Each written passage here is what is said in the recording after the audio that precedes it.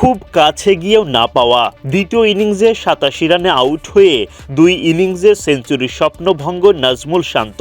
এর আগে ২ দফা ২ ইনিংসে সেঞ্চুরির কীর্তি আছে শান্তর। এবার সেঞ্চুরি পেয়ে গেলে সুনীল গাভাস্কার, রিকি পন্টিংদের পাশে নাম লেখাতেন, কিন্তু সেই আক্ষেপ নিয়েই মাঠ ছাড়তে হলো তাকে। তবে বিদায় নেয়ার আগে দলকে বড় লিড এনে দিয়ে যান অধিনায়ক।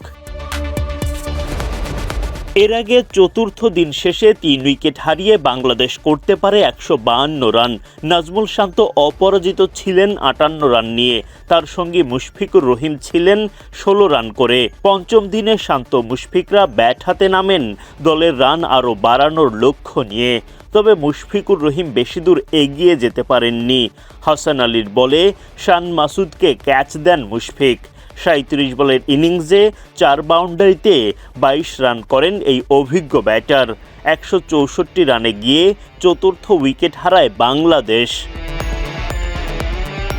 শান্তর সঙ্গে মুশফিকের ৩৬ রানের জুটি ভাঙার পর উইকেটে আসেন লিটন দাস। লিটনও তেমন সুবিধা করতে পারেননি। শাহিন আফ্রিদির বলে হাসান আলীর হাতে দুর্দান্ত ক্যাচ। বিদায় ঘণ্টা বাজে লিটনের। ২৮ বলের ইনিংসে ১ বাউন্ডারিতে লিটনের ব্যাট থেকে আসে ১১ রান।